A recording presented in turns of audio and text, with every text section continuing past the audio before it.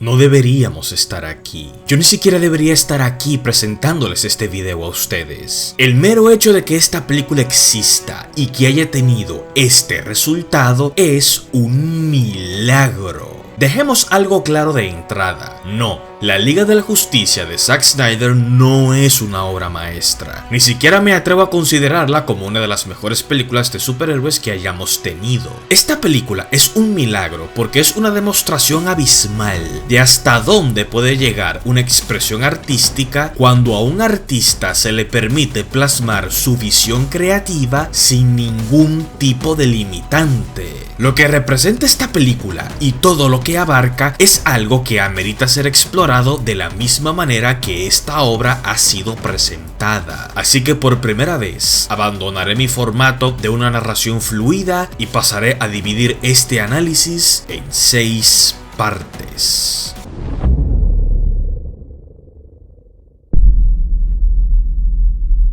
A ver, empecemos con esta pregunta. ¿Qué tienen en común la película de Inception, El Señor de los Anillos y el videojuego de God of War 4? Solo por poner algunos ejemplos conocidos. La premisa en cada una de estas historias es sumamente simple. La premisa de Inception es simple porque el objetivo es claro. Los personajes deben infiltrarse a la mente de Fisher para plantarle una idea y ya. En El Señor de los Anillos, Frodo debe llevar el anillo a Mordor para destruirlo y ya. En God of War, Kratos y su hijo quieren llegar a lo más alto de Jotunheim para esparcir las cenizas de su difunta esposa y ya. La premisa de estas 3 historias es clara, porque entendemos que los personajes deben llegar del punto A al punto Z. Pero lo que hace que estas historias sean especiales es el resto de las letras que componen ese abecedario. Es decir, la serie de eventos que conforman la narrativa. Todo el desarrollo, los percances, las subtramas, las batallas, toda la travesía que los personajes tienen que atravesar para llegar hasta aquí.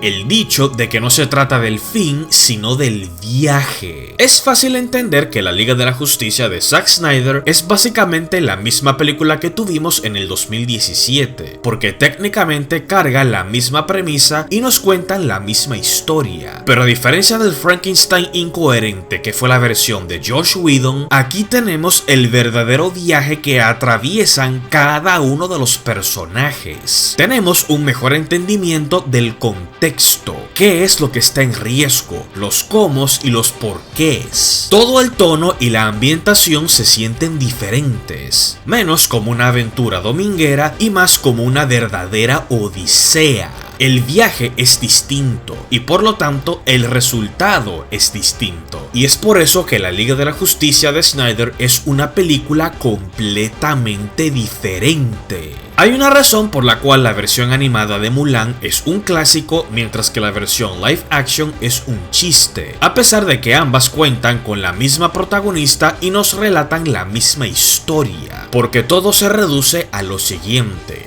no es lo que cuentas, sino cómo lo cuentas. Aunque me considero un fiel defensor de la experiencia teatral y siempre insistiré en que el cine es el medio definitivo y único para disfrutar una película, el streaming representa una gran ventaja en este caso, y es que aquí Snyder no tiene prisa. Su larga duración permite que la película respire, que el desarrollo se tome su tiempo para crear una experiencia más inmersiva, adentrarnos más en esta mitología, absorber la escala épica con la que se nos muestra todo. Sí, al final del día estamos ante una simple película en la que un grupo de superhéroes debe unir fuerzas para vencer a un malo malote y ya. Pero el tratamiento que le da Snyder es el de un verdadero evento épico. En su momento, el mismo director admitió haberse inspirado en el clásico de Akira Kurosawa, Los 7 Samuráis, donde una aldea busca reunir a 7 valientes guerreros samuráis para que defiendan su pueblo. En este caso, Batman es quien funge como emisario, portando el mensaje de que una gran amenaza se avecina y que necesita a sus samuráis para defender a la Tierra. Con estos guerreros es que viene la verdadera pasta de la película, y aquí es donde nos introducen a...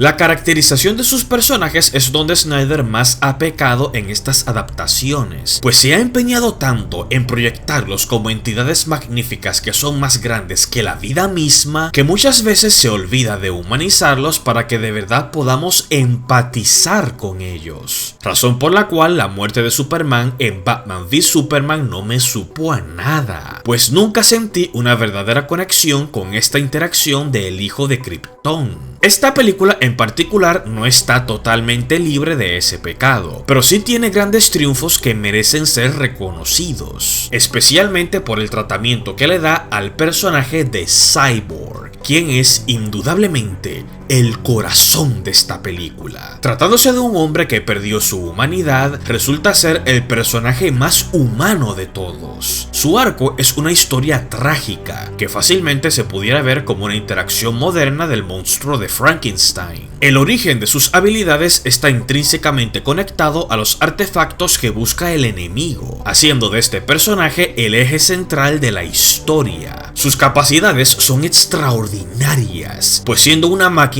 con acceso ilimitado a toda nuestra tecnología en esta era digital, Cyborg es básicamente un dios cibernético, que si quisiera pudiera tener al mundo a su merced. Y a pesar de todo esto, a pesar de ser un joven que siente duelo por la pérdida de su madre, a pesar de su dolor tras haber perdido su humanidad, del rencor que le guarda a su padre por ser el responsable de su desgracia, a pesar de sentir que no le debe nada al mundo por haber sido tan cruel con él, aún hay espacio en su corazón para tomar este poder ilimitado y hacer el bien por el prójimo. Un salvador que opera desde el anonimato, pues a pesar de sus buenas intenciones, se niega a revelarse ante el mundo como el monstruo que cree que es, hasta que encuentra un grupo que lo invita a ser un héroe fuera de las sombras, a abandonar el anonimato y abrazar lo que lo hace único, a sacrificarse por un bien mayor, aceptar quién es ahora y tomar lo que en su momento vio como una maldición para convertirlo en una bendición. Aunque Cyborg sea el corazón de la película, podemos decir que todos los personajes tienen su espacio y su momento para brillar. Está todo el arco de Flash, siendo alguien que nunca había hecho nada relevante con su vida y que ni siquiera tiene amigos, pero que termina salvando el mundo entero en lo que considero que es una de las escenas más impresionantes y satisfactorias del cine de superhéroes. Todo el conflicto de Aquaman y su desprecio por su gente, dejando a un lado su orgullo para asumir su tridente y servir a una causa más grande que él. Batman asumiendo su liderazgo, siguiendo a Superman como ejemplo de inspiración por un bien mayor, saliéndose de su zona cómoda para abandonar la razón y por primera vez operar desde la verdadera base que sostiene a toda la humanidad: la fe. Superman y su resurrección, finalmente asumiendo su rol como el símbolo de esperanza que sus padres venían predicando desde la película de Man of Steel. Y Wonder Woman, que a pesar de que no cuenta con un arco que la haga evolucionar como personaje, sí que es una fiera que se roba el show cada vez que tiene la oportunidad. Aquí la guerrera amazona es brutal y parece sacada de Mortal Kombat. Simplemente no quieres meterte con esta mujer. Hasta Steppenwolf, un villano que en la versión de Whedon lo vi como una basura que servía más como jefe final de videojuego, está mejor representado aquí. Comprendemos por qué está aquí, qué es lo que busca, y aunque no necesariamente genere empatía con la audiencia, sí genera entendimiento. El único problema con este antagonista es que la película se empeña tanto en presentar a Darkseid como la potencial gran amenaza, que Steppenwolf pasa a un segundo plano como villano en su propia película, haciendo de este antagonista un mero aperitivo cuando el verdadero plato fuerte es Darkseid. Es como si en la primera película de los Vengadores Loki se volviera un extra porque en la película solo se hablaría de Thanos, cuando se supone que este es su momento para brillar. Pero darle más espacio para que cada personaje tenga su desarrollo no es lo único a lo que Snyder le saca provecho en este metraje tan largo. Por otro lado, le saca el máximo provecho a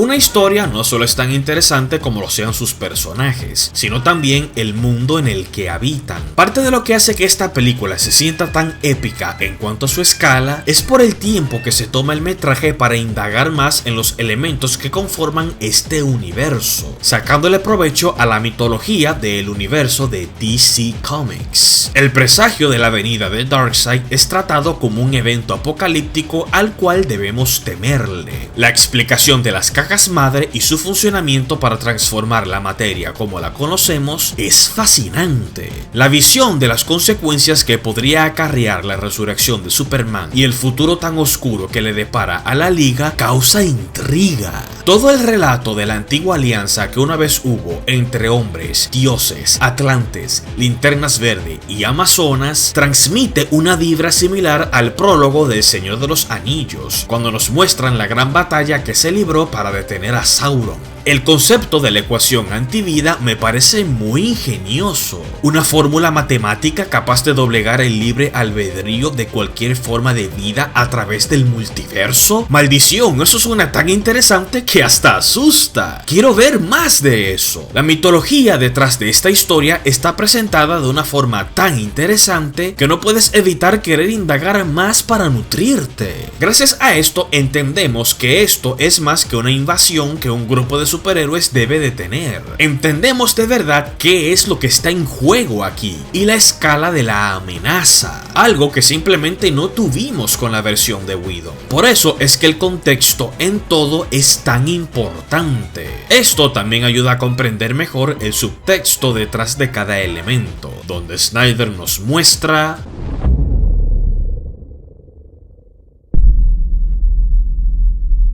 Otra cuestión por la que Snyder puede ser duramente criticado es por su falta de sutileza en cuanto a los simbolismos. De ahí que sus películas sean tan atacadas, por sentirse muy pretenciosas y mostrarse a sí mismas como historias más profundas e inteligentes de lo que en realidad son. Sí, están las constantes referencias bíblicas en sus historias de superhéroes, sobre cómo el arco de Superman es una alegoría a la figura de Jesucristo, en cuanto a su llegada al mundo, la realización de milagros, el rechazo de los fanáticos, su muerte y resurrección, y cómo su legado ha inspirado a otros a ser mejores hombres y mujeres. Básicamente todo el comentario sobre recuperar la fe en la humanidad.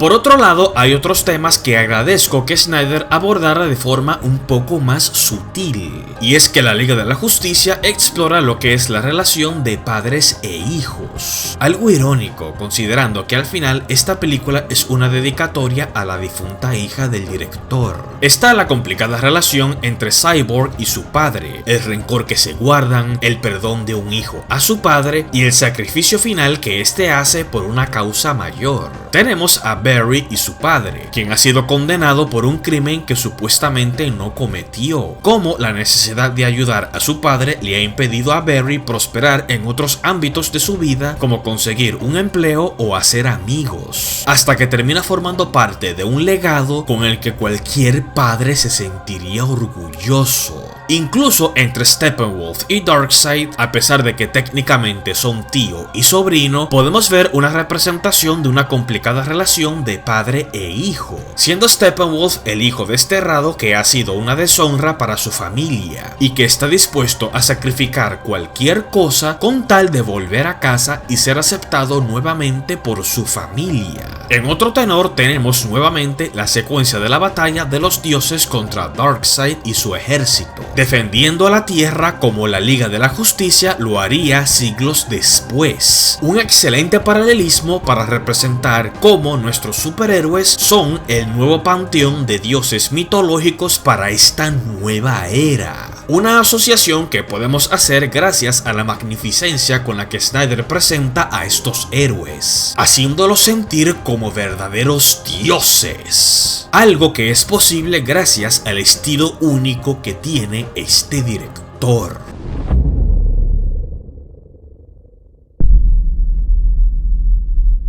Estilo sobre substancia. Este suele ser el común denominador con el que se suele criticar a Zack Snyder, mientras que otros cineastas juegan más con la sutileza y que los momentos hablen por sí solos. Snyder se empeña en que cada fotograma de hasta la escena más sencilla se sienta como el evento más espectacular que tus sentidos podrían apreciar. Ese slow motion en todas sus escenas, combinado con el montaje y la música, esos planos tan llamativos.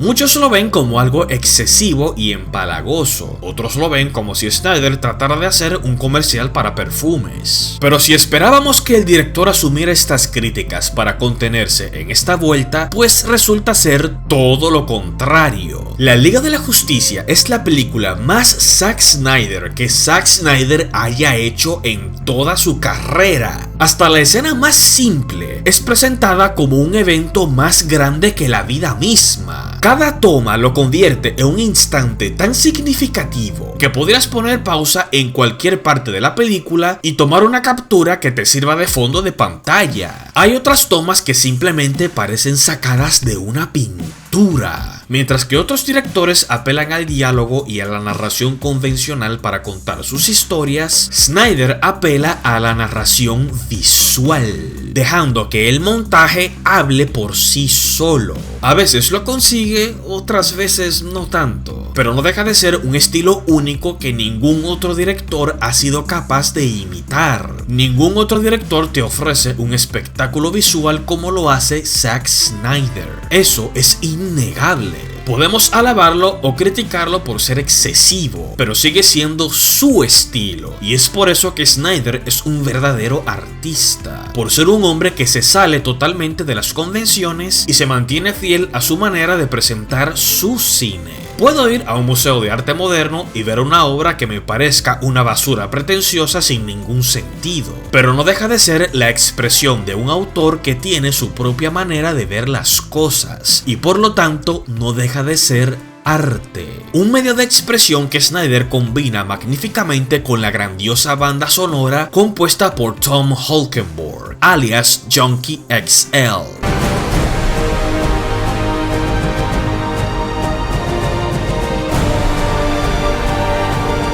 Es una música que se ajusta mucho mejor con el tono de la película. Le da esa sensación de ser una verdadera odisea épica. Algo que le critiqué duramente a la música de Danny Elfman en la versión de Whedon fue la ausencia de un tema memorable para la misma Liga de la Justicia. Y por fortuna, Junkie XL lo consigue.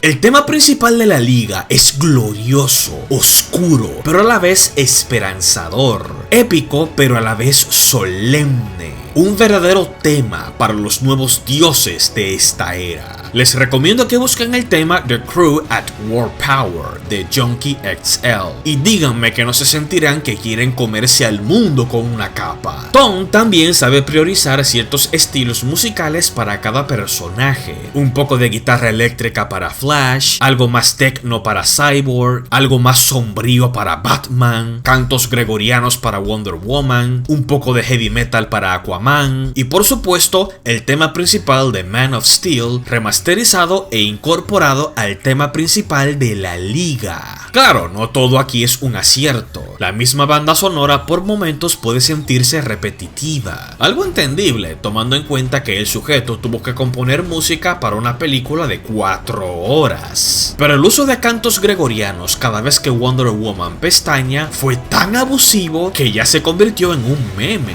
Por otro lado, a pesar de que la cinematografía de Snyder siempre es impresionante en sus películas, aquí abusa de la saturación de los colores. Entiendo que el director quería que esta película se sintiera más oscura, pero cuando no eres capaz de distinguir si el cabello de Mira está supuesto a ser rojo y que su armadura es verde, sabes que tenemos un problema. Pero a pesar de todo esto, no deja de ser una grandiosa experiencia audiovisual que es digna de ver en una gran pantalla. pantalla, razón por la cual agradezco el formato en que esta película fue presentada. La Liga de la Justicia está presentada en un marco 4x3, en lugar del 16x9 al cual nos tienen acostumbrados los televisores modernos. Al principio algunos se quejaron, pensando que la película estaba cortando la visión del film a los laterales, y por lo tanto estamos viendo menos de la película, pero es todo lo contrario, en realidad estamos viendo más. Resulta que la película fue filmada con cámaras IMAX. IMAX es un formato de proyección con la capacidad de grabar y mostrar imágenes de mayor tamaño y con una resolución superior a las películas convencionales. Una pantalla de una sala IMAX abarca toda una pared,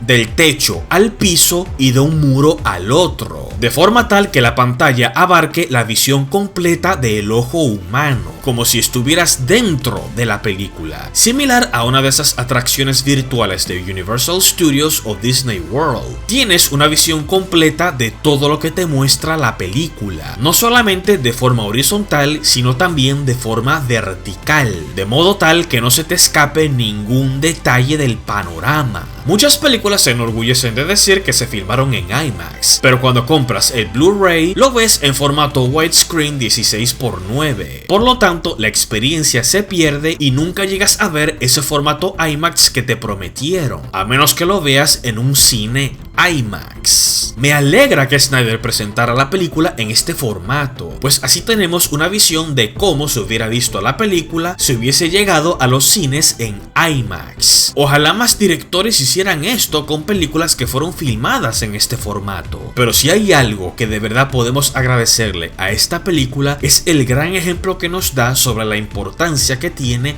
el montaje en el cine.